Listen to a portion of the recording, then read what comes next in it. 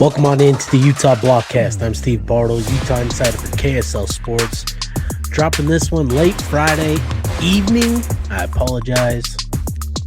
But good to be with you nonetheless. On today's episode, going to give some thoughts on the Super Bowl this weekend. I hope everybody has plans. I hope everybody is looking forward to a nice afternoon with family, with friends.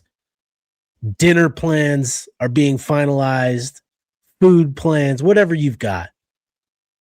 Hope everybody's looking forward to the weekend. Obviously, a big one here. Not here specifically in Utah, but just obviously a big weekend throughout the world. So looking forward to that.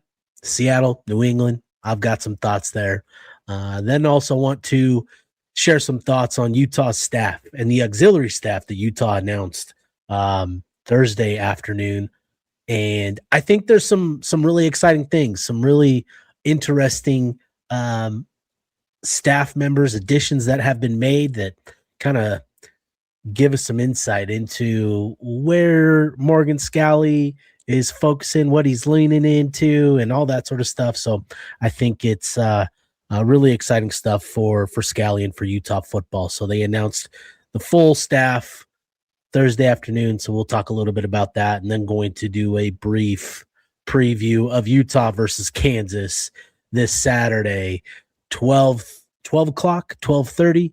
One of the two. Man, I should know these things before I start recording. I do know them, but then you start recording and you just kind of forget. But 12:30 tip Saturday at Allen Fieldhouse. Man, I'm struggling. Yeah, we'll hope for the best for that one. All right, so let's dive into the Super Bowl. Utah with two players, former players, Connor O'Toole for Seattle, Miles Battle for New England. So if one of those two players were one of your favorites, obviously you've got a tie there, but having met both Connor O'Toole and Miles Battle, great dudes, great representatives of Utah football, and really cool. Great opportunity for them. Obviously Britton Covey has been to the Super Bowl a handful of times. Number of other guys have been to the Super Bowl as well. But this is going to be a fun one. I'm looking forward to this matchup. Seattle, the heavy favorite. To me, this game is going to come down to defense, and I look at that Seattle defense, and man, it is just nasty. A lot of dudes up front getting a lot of pressure on the quarterback. I think Seattle has one of the better pressure rates, if not the top pressure rate. It's up there among the best in the NFL in terms of getting pressure on the quarterback. And on the other side of the ball, Drake May, one of the quarterbacks that dealt with the highest pressure rate on offense. So that's a bad combination. Drake May was fantastic all season long, but has really struggled in the playoffs, coming off three pretty tough performances. And obviously the conditions and all of that were pretty tough, specifically speaking to that Denver game. But I like Seattle's defense to kind of dictate things here. So I'm going to roll with Seattle. I think they score by at least a touchdown here. But a thought I had while kind of diving into the New England Patriots, right? This is a team that, obviously made the transition to Mike Vrabel, somebody that is beloved in New England. And, you look at this roster, not a lot of headline grabbers, right? Outside of Drake May, Stephon Diggs isn't what he used to be. Will Campbell, a really promising offensive tackle, but still just a rookie. You look at the defensive side of the ball, they've got a corner and Christian Gonzalez, got a couple linemen up front, but no real headliners, right? This is a team of guys that are just buying into what they're being tasked to do week in, week out. And that is something that Mike Vrabel has received a lot of praise for, is his week-to-week coaching and getting his team prepared for the opponent that week. And I think that is something that to kind of tie it back to Utah football, I feel like Morgan is going to be able to lean into. And again, just you kind of think about things, let things marinate as you look over, you read over things, and again, just this New England roster. There's not a lot of stars, not a lot of headline grabbers, but just a lot of guys that do their job, are hard workers, and so obviously with this offseason being what it was for Utah football, you shed some star power, right? Teo Johnson, Smith Snow, John Henry Daly, guys that entered the portal and left for other opportunities. Would have loved to see him stick around, but Utah went about it not blinking. They attacked the portal. They brought in guys that they felt better suited their culture, their system. And you look at what they've brought in, and you like the depth all of a sudden that Utah has in the defensive secondary, both at cornerback and at safety. A lot of taller, longer guys that sort of fit the mold of what Utah brought in with Blake Cotton, who was 6'1", had long arms, was disruptive, kind of leaning into that a little bit. At safety, you brought in a kid in Marcus Wemberly, who I know Morgan Scalley was incredibly high on when he was recruiting him out of high school the year before. And to add him, I think that's going to be a fascinating fit. I know, like, it obviously we got to get into spring ball and see what these guys are like.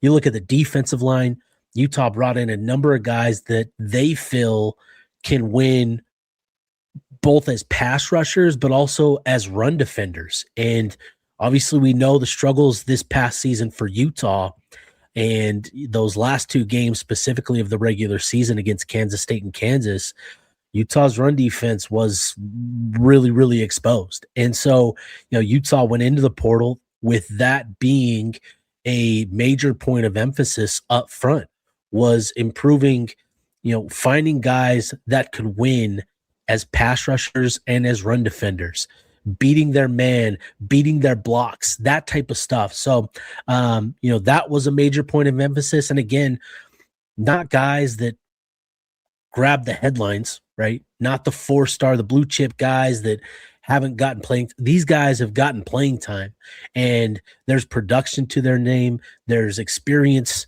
that they've earned over the last couple of seasons. On the previous episode, obviously I did the snap count exchange where Utah's plus 800 snaps compared to what went out into the portal. And I just think, there's, again, it's not the sexiest of transfer portal hauls, but I think Morgan and the staff did a really good job of finding guys that fit what they're trying to do on defense and to address issues, genuinely address issues that they struggled with this season, particularly against the run. So I think obviously a lot to learn about this group on the defensive side of the ball and seeing it all come together.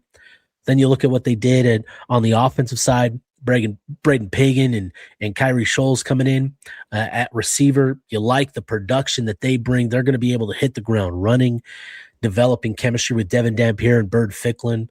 The offensive line is going to have to come together, but you like what Utah's done investing in Kelvin Obot, who I think, again, I've said this before and I'll say it again, comparing his film to the film of Spencer Fano and the film of Kayla Lomu, I think it's the best combination that you could ask for between the two of Fano and Lomu. I think Fano was so technically sound. I don't know that I'll ever watch another high school lineman be as technically sound and fundamentally advanced as he was coming out of high school. And then Caleb Lomu being as athletic, as flexible, as mobile as he was coming out of high school was really, really impressive. And with Kelvin Obot, he's a kid that was 270 pounds, his senior year, played with tremendous power, explosive power, but also you could see the development from his junior to senior year athletically, where you feel good about him coming in as a freshman and playing at a good level for you along the offensive line. That's going to be key, for Utah, is figuring out that offensive line. So if you feel pretty optimistic about what you have there, You've also got a couple guys that have been in the program a few years now, and Keith Olson and Solatoa Moyai. Ike Garcia still in the program. Hopefully he can stay healthy and start putting it together. You've got some pieces there in that offensive line where, we should expect a significant drop off from what we saw this past season. But I think there's enough there where Utah can still get a good level of play from that group, which would be pretty significant for the rest of the offense. So all of this just to say,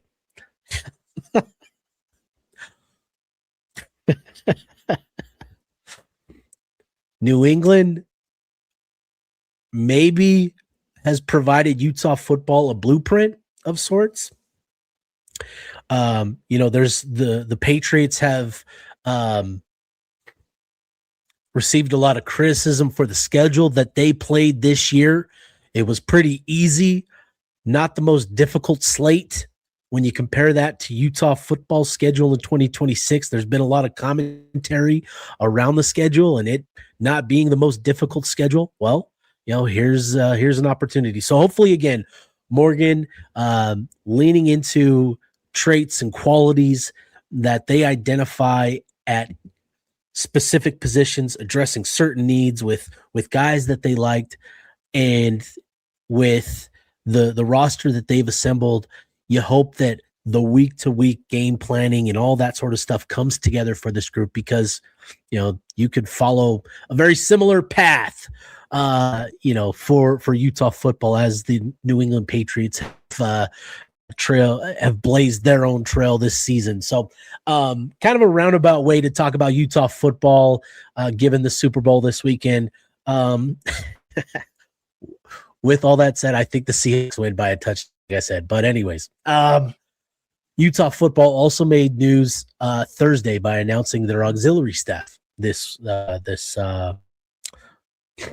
and I really like what we're seeing from Morgan Scalley. You look at what who they've brought in, a lot of familiar names. Adam Fry continues to be the director of operations. A new face is Bo Nagahi, who is the director of alumni relations. Really like that. You look at some of the recruiting staff. Pablo Cano staying on staff, I think, is so valuable for Utah. He is a guy that has been around the game, been around college, JUCO, NFL for years and years. He has served as the NFL liaison and will continue to do so for Utah. I think Pablo is one of those underappreciated guys, gems, really. He is just an absolute gem of a human being. And I think to keep him around was a big move for Utah. Mason Yellico getting elevated from director of scouting to director of player personnel. He's a kid that I know has worked incredibly hard, grinding the tape, and he knows what Morgan likes. He knows what works here, and I think he's got a good eye for film. So he's a guy that just has put in the hours, put in the time, and has earned a much-deserved promotion to director of player personnel. Then you look at some of the other recruiting staff additions. You've got Brian Stacy, who's now the director of recruiting strategy and analytics. You've got Hayden Wisner, an assistant director of player personnel. You've got Mike Humanuik, who has this new title, Director of Utah Recruiting, which I think is just the coolest thing. I don't know that Utah had a Director of Utah Recruiting under Kyle Whittingham, but that says to me how important in-state recruiting is going to be under Coach Scalley. And obviously we've seen it so far with the staff getting out on the road, getting out to schools and visiting kids and getting out to a lot of the local schools here. But to have that director name specifically, I think is pretty cool. With Stacy and Wisner, those are two guys that Utah has brought in. Stacy has an interesting background, having worked at Goldman Sachs. And so, again, kind of leaning more into the analytics of football now and kind of marrying this where, I think I'm interested to learn more about Stacy and kind of develop a relationship with him, a rapport with him over the next couple of months. Yellico, again, I know he is a kid that he grinds the film. He knows what to look for. He knows what to identify in prospects. And I think this is kind of the thing that Morgan Scalley wanted to embrace, is marrying the football film, the football junkie type of stuff with the analytics, with the data, right? And I think this recruiting staff certainly reflects that as well. So pretty cool there. And then, another name that I think is pretty cool to see, Levani Demooney joining the personnel staff. He's going to be joining as a personnel analyst. I think that's awesome for him. Obviously, he's been around the program the last couple of years. Just a humble kid, and I know he's going to serve. He's going to work hard in that role, and certainly looking forward to learning more from Levani as well. And then just rounding out the staff. Obviously, Utah's going to continue with the creative team that they've got, sports performance team. Some new names there. Don't know much about these guys, but cool to see that. And I think, again, this is just kind of a reflection of what Morgan Scalley wanted with his football staff, is some familiar faces, some new names to learn about. And I think that's really cool. So going to learn a lot more about these guys over the next couple of months, and looking forward to that. All right, let's transition to Utah basketball. Utah going on the road to Lawrence, Kansas, where they are going to take on the number 11 Kansas Jayhawks. Utah obviously coming into this one with a 1-8 record in league play, just struggling. That's been the most disappointing thing this season is, Utah had been playing well and had been improving, had been trending on a positive trajectory through the first 7 games of Big 12 play. And, the fan base was excited to get out for the Oklahoma State game. Unfortunately, you dropped the ball there. I think the fan base was excited again to show up for Arizona State and get behind this team. Unfortunately, Utah battles through arguably their worst half of basketball all year long. And I think that is going to be a difficult thing for the fan base to swallow, because it was not pretty. It was bad. It was a bad half of basketball. And obviously Utah got it going in the second half, but I just think it's just unfortunate to miss those two opportunities where the fan base was really committed to showing up for this team. And I just think just some missed opportunities there. And now, after dropping those two games, Utah has to go on the road to take on the Jayhawks, who again are 17-5, 7-2 overall, coming off two big wins. They've won 6 straight, but 2 big wins over Texas Tech on the road, BYU at home last Saturday. So this is going to be a big test. And obviously with Kansas, we know what that means. Darren Peterson, arguably the most talented, most gifted basketball player in college right now. He's been dealing with leg cramps all year, which has limited his availability in some games entirely, but also limiting his playing time in some of these games as well. You can go back to the BYU game last week. He sat the entire second half. Now, obviously, when you go up as big as Kansas did on BYU, you can afford to do that if you're Bill Self. But Darren Peterson is going to be an incredibly tough matchup, arguably the toughest matchup for Utah this season, and not just for Utah, but for anybody facing Kansas this year. He is just that good. He is so dang good with the basketball. He's a 3-level scorer. If you watch Texas Tech, nailed 2 huge 3-pointers in the final minutes to give Kansas State the lead on the road at Texas Tech, and just cold-blooded, man. Like, he is so good, so dynamic, can get to the rim. He's athletic. He's comfortable with the ball in his hands, creating for himself and for others. He's got a great shot, great elevation on his shot. He's just going to be an incredibly tough, uh, you know, tough guy to defend. And I don't think Utah has a great answer for him. It's going to require a big time collective effort where Utah is going to need length on him on the ball. They're going to need disciplined help defense to cut off drives. They're going to need aggressive, rotation to contest pull-ups and kind of cut off some of the passing lanes. And that's asking a lot because those are things that Utah has not done all season long. So I think that in and of itself, Utah versus Darren Peterson, that's a tall task. Then you've got these other guys for Kansas. You've got Melvin Council, who is leading the team in minutes, averaging just under 14 points per game. That's going to be a fun battle between Terrence Brown and Council. If you're Brown, you're going to need to get Council into foul trouble, which Council is a great defender as well. You've got Don McHenry, who's going to probably see couple different faces on him. Jamari McDowell, Elmarco Jackson taking time on him as well. You got Seydou Traore versus Trey White.